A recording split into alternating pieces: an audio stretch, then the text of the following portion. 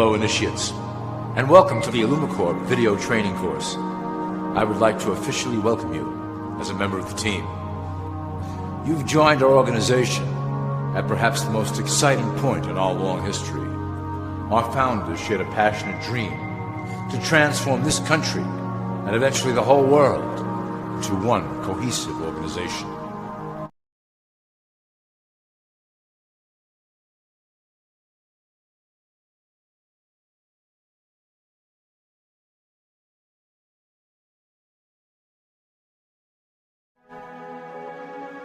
Illumicorp is divided into various administrative branches, but each branch has the same 5 levels in their hierarchy. You will begin at the bottom, in the initiate category. As such, your role will be to make sure that your orders are carried out through the sub-corporations and institutions controlled by Illumicorp. You will be placed in plain sight, at the head of a company or institution in the public sector, to carry out the plans delivered from above. Remember, your role is very important. You will be the face of Illumicorp to the outside world. You are our connection to the masses below. Never speak publicly about your orders or your masters.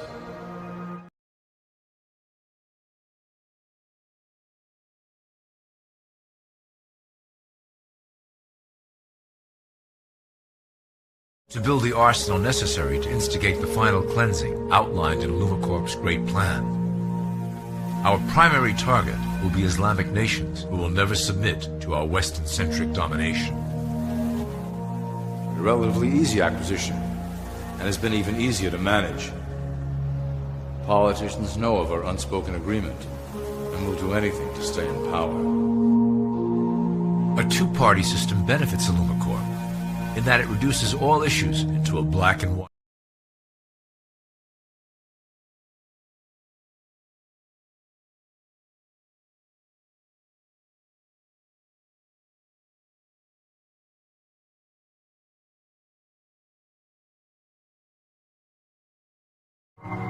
Through reality television game shows, we repeat the pattern of individual survival versus group survival.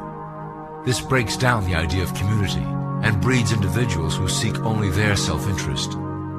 With a public that is constantly suspicious and scheming, we maintain the status quo of a divided population that never thinks to look up.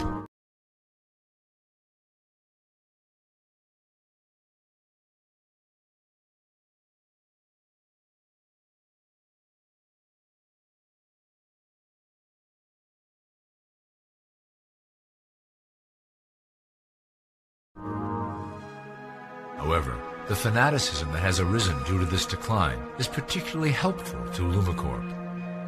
Our invisible influence in the church has helped bring the Christian fundamentalists out of the background. We control their opinions on current issues through policies designed and written right here at Illumicorp headquarters. They are sent to our ministers, who then preach the Word of God and their interpretations of the Bible to their followers. Their blind faith is used to transform them into willing soldiers to defend our cause during the catastrophes ahead.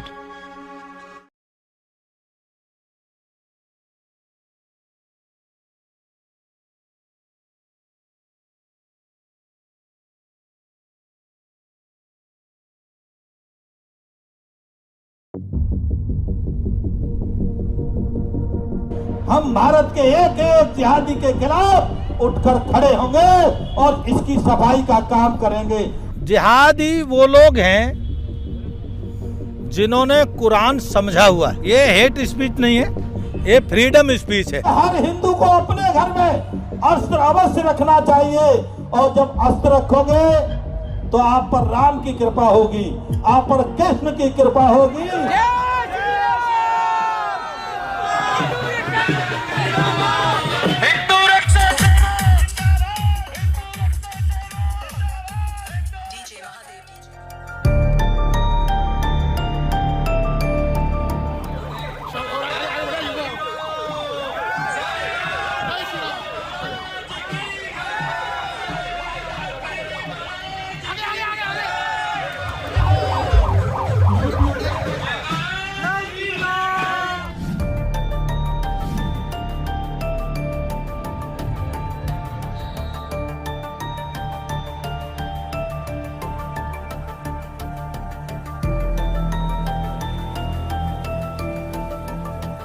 Myanmar में और आपके देश में बहुत ज्यादा अंतर नहीं है, थोड़ा सा अंतर रह गया।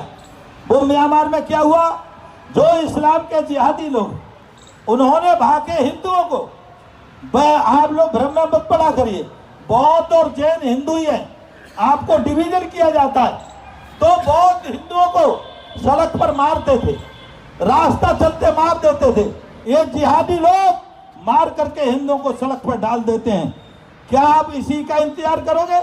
संसद से घोषणा हुई है, धर्म संसद से, अब हम इसका इंतजार नहीं करेंगे।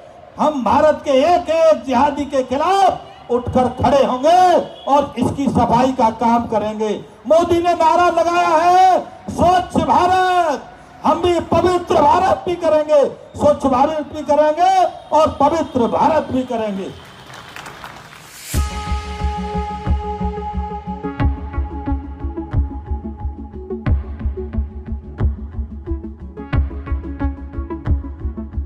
जो क्रिमिनल्स हैं और सारे मुस्लिम्स में डिफरेंस है कि आप जब जिहादी बोलते हैं सारे मुसलमानों के बारे में बात करते हैं? जिहादी वो लोग हैं जिन्होंने कुरान समझा हुआ है। एक होता है कुरान को पढ़ना, ठीक है, लेकिन वो आदमी समझता नहीं। जो समझ लेता है तो वो जिहादी बन जाता है।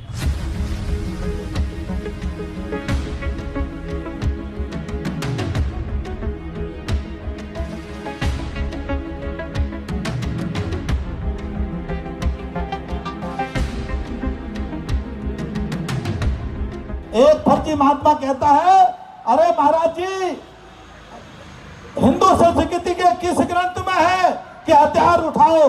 अरे हमने कहा तुमको शर्म नहीं आती? हमारे राम और कृष्ण हथियार के बिना रहते नहीं हैं, और राम ही थे जिन्होंने आतताइयों को लंका तक मारा था और लंका तक सफाई करके तब अयोध्या वापस आए थे।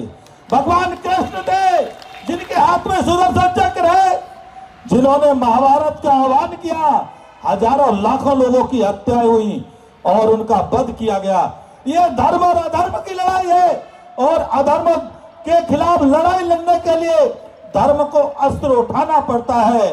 इसके कारण से धर्म संसद से आह्वान हुआ है कि हर हिंदू को अपने घर में अस्त्र अवश्य रखना चाहिए, और जब अस्त्र रखोगे तो आप पर राम की कृपा होगी, आप पर कृष्ण की कृपा होगी। अपने घर में हथियार जरूर चाहिए। अब जिहादी के साथ आपको युद्ध करना पड़ेगा, युद्ध के अलावा दूसरा कोई रास्ता नहीं है। युद्ध की तैयारी आपको खुद करनी पड़ेगी। आपने कहा कि हथियार रखने चाहिए लोगों को अपने फैमिलीज में, अपने परिवारों में, क्या ये गैर कानूनी नहीं है? नहीं, हथियार रखना हमारे यहाँ पुरानी परंपरा है। हमारे सारे महापुरुषों के पास हथियार है, परशुराम जी के पास हथियार है, राम जी के पास हथियार है, तो हमारे यहाँ मान्यता है। हम भूल गए हैं, उसका ही आह्वान किया है, और ये कोई अपराध नहीं है, और आत्मरक्षा के लिए रखना ये कोई अपराध नहीं। हिंदू कभी किसी पर हमला पहले नहीं करता, हिंदू का स्वभाव ही नहीं है। आज पूरे वर्ल्ड में आप एक घटना बता दीजिए जो हिंदू ने किसी को अपने को खुद जाके मारा हो। हिंदू नहीं मारता, हिंदू का स्वभाव ही नहीं, हिंदू मार ही नहीं सकता पहले।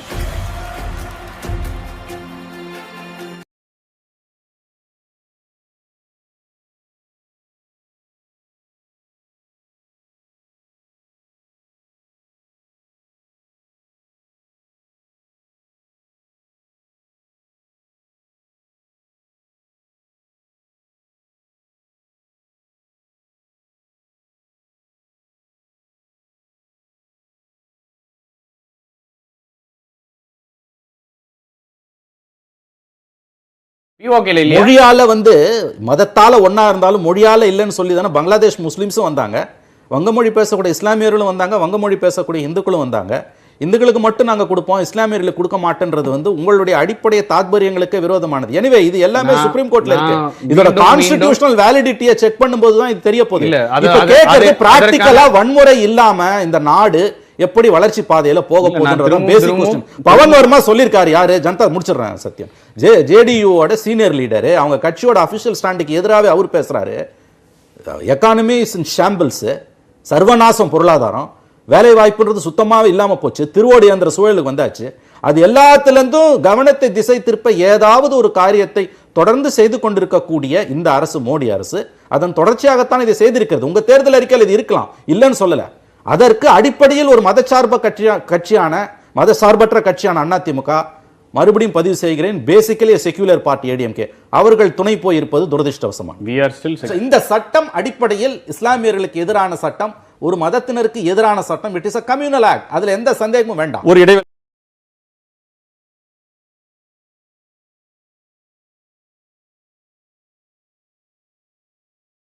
உச்சநீதிமன்றம் அனுமதி அளித்ததை தொடர்ந்து தமிழ்நாட்டில் 45 இடங்களில் RSS அமைப்பு சார்பில் பேரணி நடைபெறுகிறது. சென்னை கோட்டூரில் நடைபெற்று வரும் பேரணி தொடர்பாக கூடுதல் விவரங்களோடு இணைக்கிறார் செய்தியாளர் கன்னியப்பன். விவரங்கள். வணக்கம் நந்தா. தற்போது சென்னை கொரட்டூரில் RSS ஊர்வலம் என்பது துவங்கி நடைபெற்று வருகிறது. தற்போது கொடியேற்றும் அந்த நிகழ்வு என்பது நடைபெற்றிருக்கிறது. குறிப்பாக தமிழகத்துல இங்கு 40க்கும் மேற்பட்ட இடங்கள்ல இந்த RSS ஊர்வலமானது நடைபெறுகிறது. அந்த வகையில சென்னை பெரம்பூர், அம்பத்தூர், திருவெற்றியூர், வடபழனி உள்ளிட்ட பகுதிகளில் இருந்து ஏராளமானவர்கள், சுமார் 1200க்கும் மேற்பட்ட இந்த RSS-இனர் வந்து இங்க இந்த பேரணியில கலந்து கொண்டு இங்க வருகை தந்திருக்கிறார்கள். நல்லிக்குப்புசாமி விவேகானந்தா வித்யாலயா பள்ளி வளாகத்திலிருந்து 4 தெருக்களில் இருந்து இந்த பேரணியானது இந்த பகுதியில் சுமார் 3 கிலோமீட்டர் தூரத்திற்கு நடைபெற இருக்கிறது. ஆவடி மாநகர காவல் இணை ஆணையர் தலைமையில 10க்கும் மேற்பட்ட ஆய்வாளர்கள், 700க்கும் மேற்பட்ட காவலர்கள் இந்த பலத்த பாதுகாப்பு பணியில ஈடுபட்டிருக்கிறாங்க. துப்பாக்கி ஏந்திய போலீசாரும் இந்த பாதுகாப்பு பணியில ஈடுபட்டிருக்கிறார்கள். மேலும் இந்த பொதுமக்கள் செல்லக்கூடிய அந்த பாதைகள் எல்லாம் தற்போது பேரணிக்காக காவல்துறை கட்டுப்பாட்டில் முழுமையாக கொண்டு வரப்பட்டிருக்கிறது. பொது போக்குவரத்து தடை செய்யப்பட்டிருக்கிறது.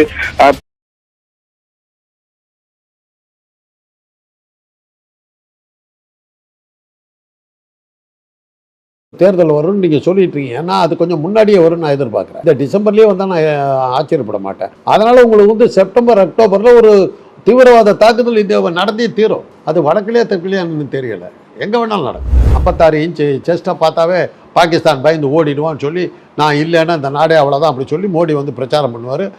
அமாரே பார்த்து ஹாய் கேத்துக்கு ஹாய் அப்படின்ட்டு பேசிக்கிட்டு போயிடுவார். காங்கிரஸ் ஜெயிக்க வச்சு என்ன பிரயோஜனம்? எத்தனை பேர் கட்சி மாறுவானு யாருக்கு தெரியும்? ஒட்டுமொத்தமாக போய் தானுங்களை ஆட்சி கொடுத்தானுங்க. கோவாவில் என்ன பண்ணானுங்க? ஒட்டுமொத்தமாக தானே கொடுத்தானுங்க. மணிப்பூரில் என்ன பண்ணானுங்க? யார் வேணாலும் ஜெயிக்கிட்டுங்க, என்கிட்ட காசு இருக்குது வாங்கிக்கிறேங்கிறது தானே பாஜகவுடைய இது இருக்குது.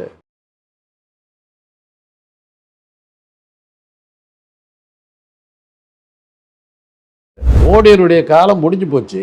யோகி ஆதித்யநாத் அடுத்த பிரைம் மினிஸ்டராக வரப்போகிறார். அவர் ரெடி ஆகிட்டார். அது நடந்துக்கிட்டு இருக்குது. அதான் போயிட்டு இருக்கு. 6 மாதத்துக்கு முன்னாடி நான் சொல்லிட்டேன். நீங்கள்லாம் தான் அதை சமீப காலமாக கொஞ்சம் வந்து யோகி ஆதித்யநாத்தை பற்றி நம்ம வந்து அதிகமாக பார்க்குறதே இல்லை.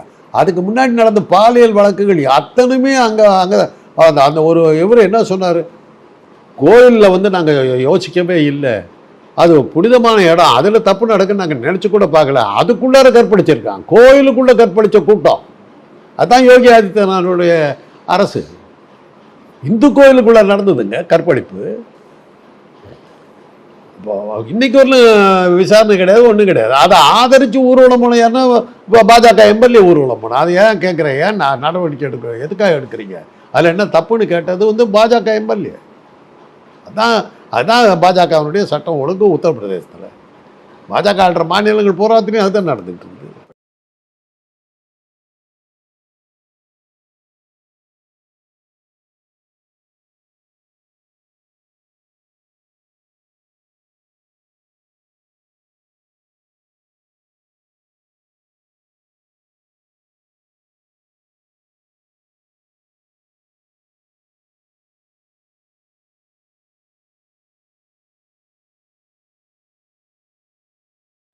The country's majority Sinhalese and largest minorities Tamil Hindus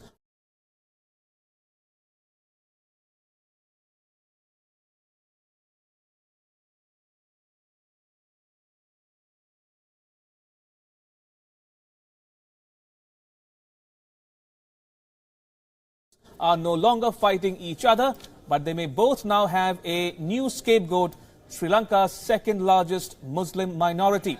Now, Sri Lanka has declared a state of emergency for 10 days to rein in the spread of communal violence. Government's announcement comes a day after Buddhists and Muslims clashed in central district of Kandy. Tension has been growing between the two communities in Sri Lanka over the past year, with some hardline Buddhist groups accusing Muslims of forcing people to convert to Islam and vandalizing Buddhist archaeological sites. Now, the aggression towards Muslims was primarily started by the Bodubala Sena, a militant Buddhist monk organization.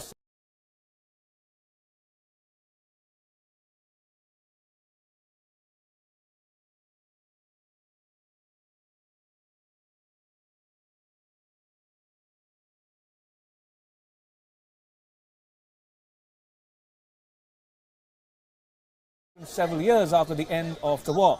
There were severe riots in southwestern Sri Lanka's Kalutara district back in 2014. Mosques, homes, shops, factories owned by Muslims all were attacked, and 4 people were killed and thousands rendered homeless. Now, last week, at least 5 Sri Lankan Muslims were severely injured in Sri Lanka's Tamil-speaking eastern province, where Muslims are ironically in the majority. The province. Now, this week, the scene of attacks has shifted to the holy Buddhist city of Kandy in the central hills of Sri Lanka. Special forces of the police and the armed forces are out in the town that houses the holiest Buddhist relic, the tooth of the Lord Buddha, and its surrounding areas. After the death of a Sinhalese man allegedly at the hands of a Muslim mob, there is simmering tension in Kandy and fears that Sinhalese and Muslim mobs may go on the rampage. Now, though about 35 Sri Lankan Muslims were believed to have left the island nation to join the Islamic State in previous years, Sri Lankans of all religions are famously tolerant and well assimilated into their country's unique culture and traditions. But of late, radical Buddhist groups such as the Bodubala Sena are on the rise again. This time, they allege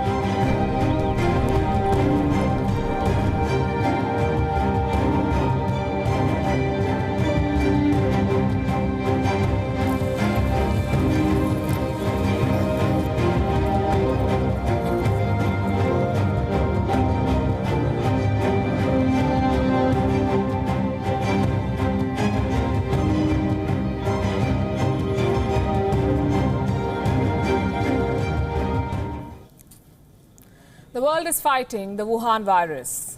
Guess what China is fighting? It's Muslims. China's war against Xinjiang has touched a new low. Reports claim that Chinese authorities have built a toilet, a public toilet, on the site of a demolished mosque. This happened in the Atush region of Xinjiang. The mosque in the Suntag village was demolished in the year 2018. 2 years later, a public toilet stands in its place. Was there a dire need for a public toilet in this area, at this specific spot? In the interest of fairness, let's see what this place is like. The people of Suntag have toilets at home, and the village barely receives any tourists. So locals say there was no need really for this particular public toilet. Chinese authorities perhaps knew this well, which is why the new stalls have not even been opened to public. They've just built them. So we are back to the same question. What was the need to build this toilet, especially on the site of an erased mosque? The truth is bitter. China wants to target the Uyghur Muslims of Xinjiang. China has destroyed, listen to this, 70% of the mosques in Xinjiang. With this toilet, it is only adding insult to injury. And this is not the first such incident. Let me give you an example. In 2019, China destroyed the Azna Mosque. Do you know what's come up in its place now? A store that sells alcohol and cigarettes. In other words, items forbidden in Islam. In the Hotan city, authorities are trying to build an underwear factory in the place of a demolished mosque. Do you see the pattern? Beijing has destroyed between 10,000 to 15,000 mosques in Xinjiang in the last 3 years. And this is according to the Uyghur Human Rights Project. The Guardian published this report last year. It had satellite images of the Imam Asim Shrine. This particular shrine is located in the Taklamakan Desert. It used to attract Muslims from across the Hotan Oasis. China recently tore down the buildings around the shrine. It also demolished the mosque. And here is the result. The place is deserted. Take a look at the pictures before and after. There are similar images from Xinjiang's Kargilik town. The mosque here was raised in the year 2018. Why is China doing all of this? Why is it demolishing mosques in Xinjiang? Because it wants to erase the unique identity of Uyghurs. It wants to sinicize Islam, meaning make Islam Chinese. And China is not shy of saying it out loud. In 2019, China passed a 5-year plan to quote-unquote guide Islam. This is what they said, guide Islam to be compatible with socialism. The government of China also launched a mosque rectification campaign. Here's something else you should know. There are 22 million Muslims in China, including 11 million Uyghurs. China wants to blend them into the Han society.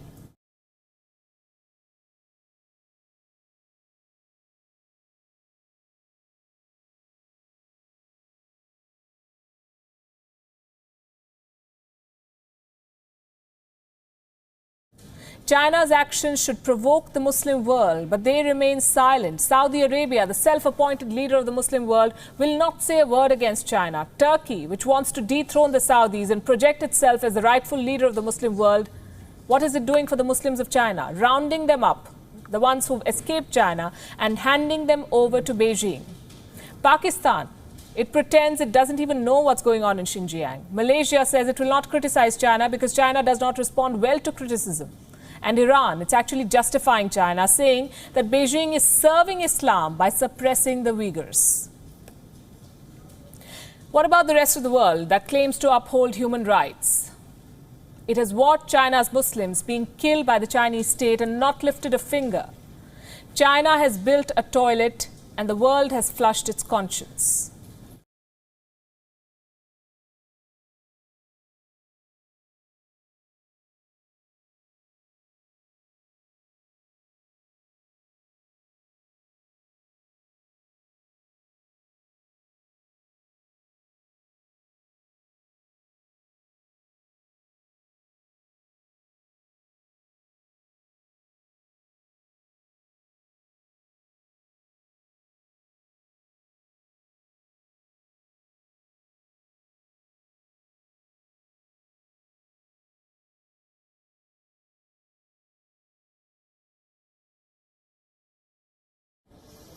All right, now, all through this year, China has been scrutinized and criticized by the international community for detention of Muslims. But that has not deterred Xi Jinping. He now wants to rewrite the Bible and the Quran. You heard that right. China makes everything, and that includes religious texts. China publishes the highest number of copies of the Bible, and now it wants to edit them as well. Now, you could call this censorship of religious texts, you could call this meddling in religious affairs. China plans to do it. The reports say that China wants to translate religious books. Government censors will go through them, and anything undesirable, anything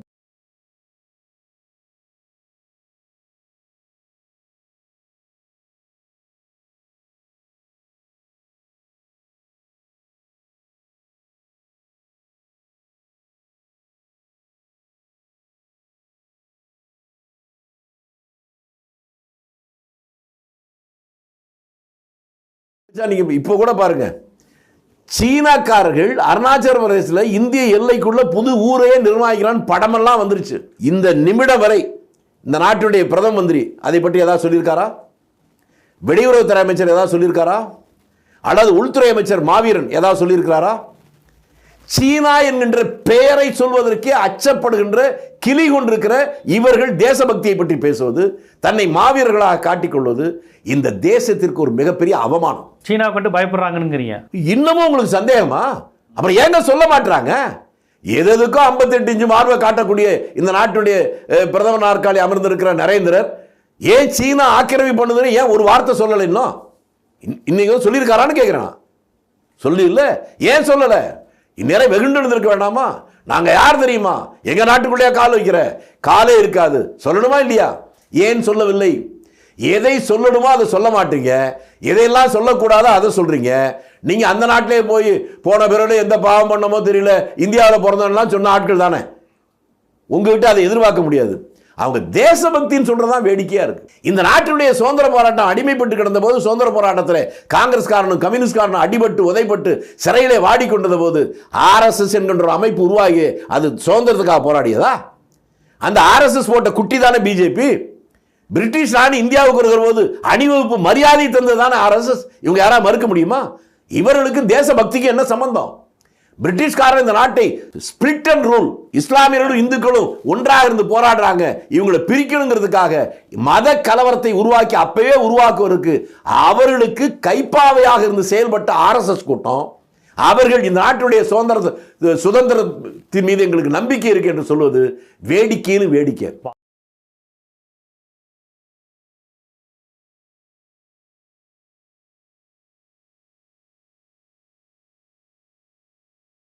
ஆர்எஸ்எஸ்னுடைய முஸ்லீம் எதிர்ப்பை British ஏகாதிபத்தியம் பயன்படுத்தி கொண்டதுங்கிறீங்க. பயன்படுத்தல, அவங்க தான் உருவாக்குறாங்க. எங்களை வச்சு குலத்தை கெடுக்க வந்த கோடலி காம்புமாங்க.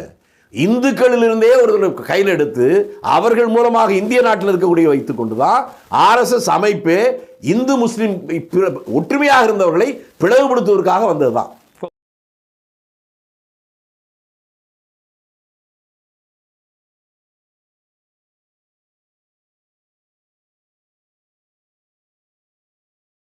பிரிட்டிஷ் தான் இவங்களை பயன்படுத்தினா. யாரெல்லாம் அந்த அடிபடுறதுக்கும் உதவுறதுக்கும் ஜெயிலுக்கு போறதுக்கும் பயந்தானோ அவெல்லாம் ஆர்எஸ்எஸ். ஒருவேளை தியாகமா செஞ்சு ஜெயிலுக்கு போயிருந்தாலும் அங்க போய் தாங்க முடியலன்னா ஐயோ என்ன விடுங்கன்னு சொன்னா நான் சொன்னதை கேளு அப்படின்னா உன்னை இந்து மகாசபை ஆர்எஸ்எஸ் அந்த மூலமா பிளவுபடுத்துறது. அப்ப வெள்ளையனை வெளியேறு இயக்கம், சட்ட மறுப்பு இயக்கம், உப்பு சத்தியாகிரகம் எதுலயும் ஒரு ஆர்எஸ்எஸ் காரர் கூட கலந்துக்கலையா? ஐய ஆர்எஸ்எஸ்க்கு அவங்களுக்கு என்ன யாராவது ஒருத்தர் சொல்லுங்க. உங்களுக்கு தெரிஞ்ச அத்வானி, வாஜ்பாய் அவங்க தான் மூத்தவர்கள். தீனதயாள் உபாத்யா போன்றவர்கள் அதான் இங்க தீனதயாள் உபாத்யா போனாரா, பால்ராஜ் மதோக் இருந்தாரு, நானாஜி தேஷ்முக், இவங்களாதான் மூத்த தலைவர்கள். இதுல யாராவது ஒருத்தர் இந்திய சுதந்திர போராட்டத்துல ஒரு நாள் ஜெயிலுக்கு போனாலும் சொல்லுங்க. அப்ப அவங்க நடத்தின என்ன போராட்டம் அது? அவங்க அப்பவே இந்த ஒற்றுமையை பிளவுபடுத்துறதுக்கு பண்ணாங்க. பள்ளிவாசலுக்கு எதிரான போராட்டம். பள்ளிவாசல்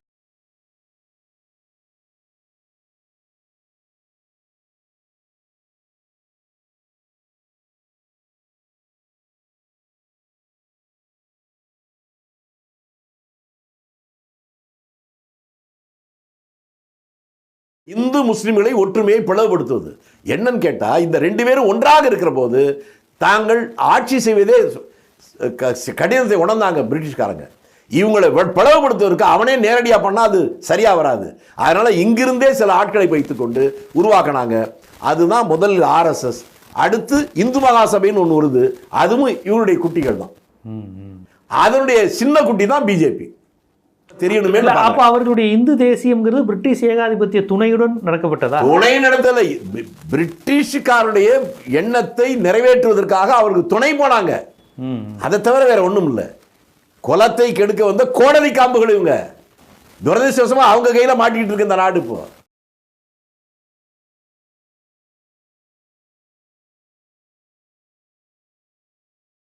இப்போ சைனா வந்து அருணாச்சல பிரதேசக்குள்ள ஊரே பிடிச்சி புதுசா பில்டிங் கட்டிட்டு இருக்கான்ல, உலகம் பூரா தெரியுது, படமெல்லாம் வந்துருச்சு இல்ல. ஏன் உங்க நரேந்திரா ஏன் பிடிக்க மாட்டேங்கிறாரு? அந்த அதிபரோட நட்பா தானே இருக்காரு ஜி. அந்த அவரோட நல்ல நட்பாலாம் மாமல்லபுரத்துக்குலாம் வந்து பேசினாரு. அதான் சொல்றேன், ஒன்றும் புரியலைங்க. நட்பாவும் இருக்கிறாரு, அவங்க உள்ள வந்து ஜியோபாலிடிக்ஸ் டிப்ளமேட்டிக்கா அணுகுவாங்களோ? டிப்ளமேட்டிக்னா இதை நம்ம விட்ட எழுதி கொடுத்துடலாமா? ரொம்ப அசிங்கமான ஒரு விஷயம் அது. அதை நியாயப்படுத்துற வகையில் அதுக்கு பேர் தியாகம்னு அவங்க சொன்னா அயோக்கியத்தனம். அதை நம்புனீங்கன்னா அதை விட அயோக்கியத்தனம்.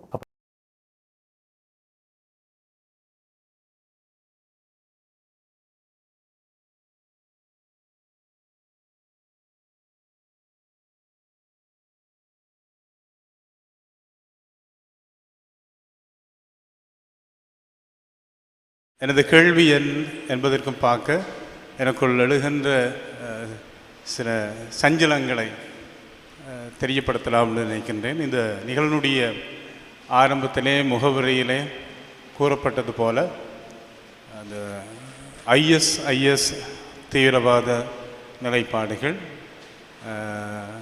இப்பொழுது உலகத்தினுடைய பல மக்களாலும் வித்தியாசமான கண்ணோட்டத்தோடு பார்க்கப்படுகிறது. இஸ்லாமிய சாம்ராஜ்யத்தை ஏற்படுத்த வேண்டும் என்பது அவருடைய நோக்கமாக இருக்கிறது. ஆனால் நடைமுறையில் நடைபெறுகின்ற சில நிகழ்வுகள் பிறமத மக்கள் மத்தியிலே பிழையான ஒரு அபிப்பிராயத்தை கொடுத்திருக்கிறது. உண்மையான இஸ்லாமிய மார்க்கத்தை தேடிக்கொண்டிருக்கின்ற அல்லது வாழ்ந்து கொண்டிருக்கின்ற நீங்கள் இந்த ஒரு நிகழ்வு மட்டில் என்ன பார்வையோடு நீங்கள் அதை அணுகுகிறீர்கள்? உங்களுடைய கண்ணோட்டத்தில் அதனுடைய விளக்கத்தை எங்களுக்கு தந்தால் இங்கே இருக்கின்ற பிரமத சகோதரர்களுக்கு நல்லதொரு செய்தியாக அல்லது அனுபவமாக இருக்கும்னு நினைக்கின்றேன். தேங்க்யூ. நன்றி. ஃபாதர் அவர்கள் முக்கியமான ஒரு கேள்வியை கேட்டிருக்கிறார்கள். அது இன்று சமூக வலைத்தளங்களிலும் ஊடகங்களிலும் பேசப்படக்கூடிய ஒரு முக்கியமான ஒரு பிரச்சனை தான். ஐஎஸ் என்கிற பேரில் இஸ்லாமிய சாம்ராஜ்யத்தை தாம் அமைத்துள்ளதாகவும் அந்த அமைப்பு தான் இஸ்லாத்தை நிலைநாட்டுவதாகவும் சொல்லிக்கொண்டு திடீரென ஒரு அமைப்பு உருவாகி இருக்கிறது. இந்த அமைப்பு சம்பந்தமான இஸ்லாத்தினுடைய நிலைப்பாடு என்ன என்கிறதை நாம் மாற்று மத சகோதரர்களுக்கும் சொல்லியாக வேண்டியிருக்கிறது.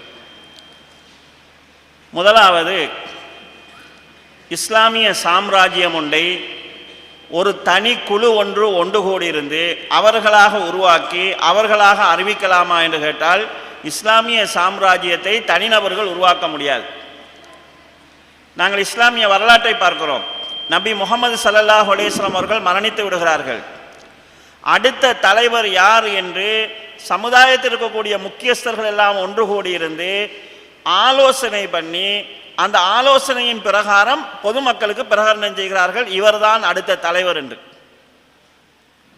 அடுத்த தலைவர் மரணிக்கிற போது மக்களோடு ஆலோசனை பண்ணி இரண்டாவது தலைவரை நியமித்து விட்டு மரணிக்கிறார். மூன்றாவது தலைவர் மரணிக்கிற போது 6 பேர் கொண்ட ஒரு குழுவை நியமித்து இவர்களில் ஒருவரை தலைவராக தெரிவு செய்யுங்கள் என்று நியமிக்கிறார். இப்படியான ஒழுங்குமுறைகள் இருக்கிறது. தனிநபர்கள் ஒரு குழுவை அமைச்சு நாங்கள் தான் தலைவர், நீங்கள்லாம் கட்டுப்படுங்கன்னு சொல்ல முடியாது. இந்த ஐஎஸ்ஐஎஸ் என்கிற அமைப்பு எந்த விதமான சமூக அங்கீகாரமும் இல்லாமல் ஆட்சி அதிகாரமும் இல்லாமல் நாங்கள் தான் இஸ்லாமிய சாம்ராஜ்யம் என்று அழைக்கிறார்கள். எனவே இந்த அழைப்பு முறையே பிழையானது. ரெண்டாவது, முஸ்லிம்களுக்குள்ளேயே சில தீவிரவாத அமைப்புகளை இஸ்லாத்தின் எதிரிகள் உருவாக்குகிறார்கள். இந்த ஐஎஸ்ஐஎஸ் என்கிற அமைப்பு இஸ்லாத்தின் எதிரிகளால் உருவாக்கப்பட்ட அமைப்பு என்பதுதான் இஸ்லாமிய அறிஞர்களுடைய நிலைப்பாடு.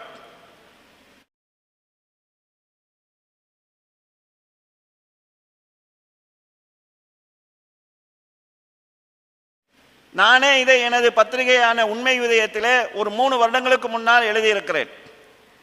எங்களுக்கு ஏற்பட்ட சந்தேகம் என்னவென்றால், சில தீவிரவாதிகள் ஒன்று சேர்கிறார்கள், திடீரென பல வெற்றிகள் அவர்களுக்கு கிடைக்கிறது. இந்த வெற்றிகளுடைய பின்னணி என்ன என்கிறது எங்களுக்கு சந்தேகமாக இருந்தது. ஒரு இடத்துல ஃபைட் பண்ணுகிறார்கள், அங்கே இருக்கக்கூடிய எண்ணெய் கிணறுகள் எல்லாம் அவர்கள் கைவசமாகிறது. மீடியாவிலே எண்ணெய் கிணறுகள் அவர்கள் கைவசமானதாக சொல்லப்படுகிறது. ஒரு இடத்துல தாக்குதல் நடத்துகிறார்கள், அங்க இடத்தில் இருக்கக்கூடிய வங்கிகள் அவர்களுடைய கைவசமாகிறது. கோடிக்கணக்கான டாலர்கள் அவர்களுடைய கைக்கு போய்விட்டதாக அமெரிக்காவினுடைய மீடியாவே சொல்கிறது. ஒரு இடத்துல ஃபைட் பண்ணுகிறார்கள், அங்க இருக்கக்கூடிய இராணுவ தளம் அவர்களுடைய கைக்கு வருகிறது. ஏராளமான ஆயுதத்தளங்கள் அவர்களுக்கு போகிறது. இந்த வெற்றிகள் எங்களுக்கு சந்தேகத்தை உருவாக்குகிறது. ஏனென்றால், எந்த போராளி குழுவும் ஒரு இராணுவம் சண்டை பிடிக்கிறது, எதிரிகள் வந்து தங்கள் இடத்தை பிடிப்பார்கள் என்று கண்டால் ஒன்று அங்க இருக்கக்கூடிய உபகரணங்களை எடுத்து போக பார்ப்பார்கள், இல்லையென்றால் அழித்து விட்டு போவார்கள். எண்ணெய் கிணறுகளை தீ வைத்து விட்டு போவார்கள். எண்ணெய் கிணறை எதிரியுடைய கைக்கு கொடுத்து விட்டு போக மாட்டார்கள். வங்கி கைப்பற்றப்படுகிறது என்றால் வங்கி படத்தை பற்ற வச்சுட்டாவது போவாங்க, தூக்கிட்டு போக முடியாது. எதிரிக்கு எண்ணெய் கிணறுகளும் ஆயுதங்களும் பணமும் போய் சேர்வதற்கான ஏற்பாடுகள் செய்யப்படுகிறது. எனவே அந்தந்த பகுதியில் இருக்கக்கூடிய இராணுவத்துக்கு மேலிடத்திலிருந்து ஏதோ உத்தரவு வந்து கொண்டிருக்கிறது, அடிப்பாங்க விட்டுட்டு ஓடுங்க என்று உத்தரவு வந்து கொண்டிருக்கிறது. அந்த மேலிடம் என்கிறது ஈராக்கினுடைய சிரியாவினுடைய பல பகுதிகளை தங்களுடைய கையாக்களை வைத்து ஆண்டு கொண்டிருக்கக்கூடிய அமெரிக்கா தான் என்கிறது முஸ்லீம்களுடைய சந்தேகமாக இருந்தது. அண்மையிலே ரஷ்யாவினுடைய ஜனாதிபதியும் இதை தெளிவாக சொல்லியிருக்கிறார். ISIS என்கிறது அமெரிக்காவினுடைய கைப்பாவைகள் என்கிறதை சொல்லியிருக்கிறார்கள்.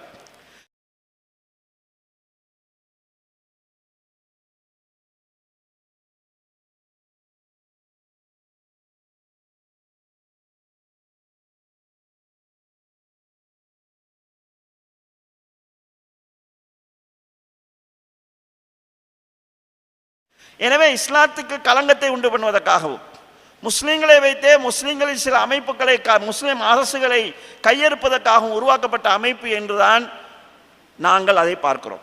இலங்கையில் இருக்கக்கூடிய இஸ்லாமிய அமைப்புகள் அனைத்துமே ISIS என்கிறவர்கள் அதில் நல்லவங்களும் இருக்கலாம், நல்லவங்க போய் சேர்ந்திருப்பாங்க, வழி நடத்துகிறவர்களுக்கு விவரம் தெரிஞ்சிருக்கும், கீழே போய் சேர்ந்தவங்களுக்கு உண்மை எதுன்னு தெரியாது, நாங்கள் நாட்டுக்காக சமூகத்துக்காக போராடுகிறோம் என்று போய் சேர்ந்திருப்பாங்க.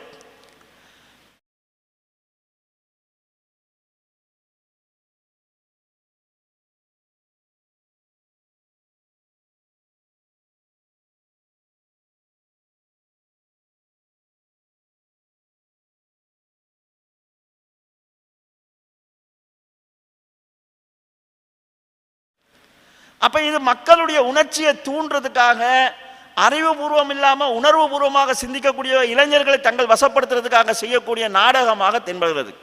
எனவே ISIS என்கிறது தீவிரவாத அமைப்புகளில் ஒன்று.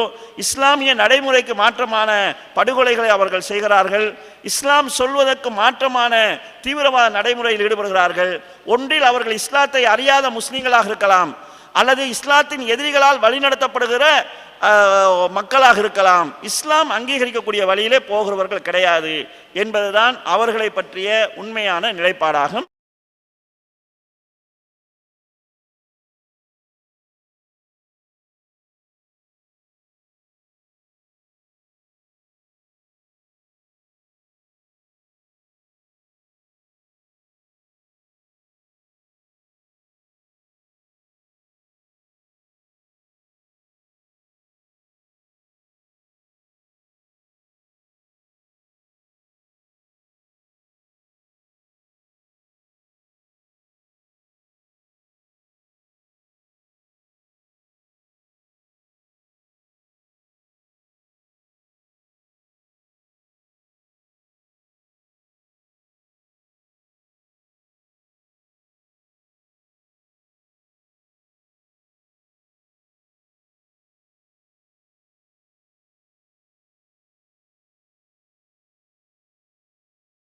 சிறுபான்மையினரை குறிவைத்து இலங்கை அரசு மீண்டும் ஒரு இன அழிப்பை தொடங்கியுள்ளதாக தமிழ்நாடு முஸ்லிம் முன்னேற்றக் கழக தலைவர் ஜவாஹிருல்லா தெரிவித்துள்ளார்.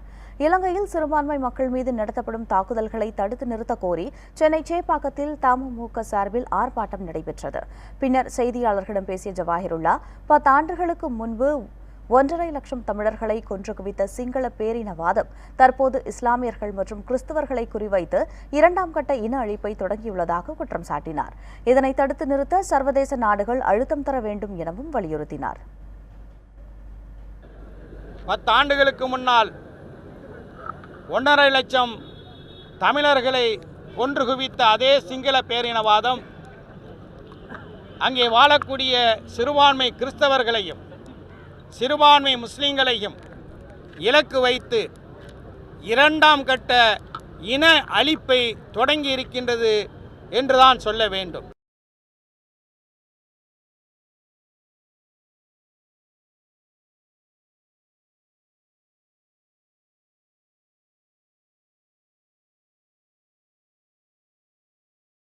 நீங்க எதிர்பார்க்கலாம், செப்டம்பர் அக்டோபரில் ஒரு பெரிய தீவிரவாத தாக்குதல் தெற்கிலே நடந்தால் நடக்கலாம், அல்லது வடக்கில் நடந்தால் நடக்கலாம்.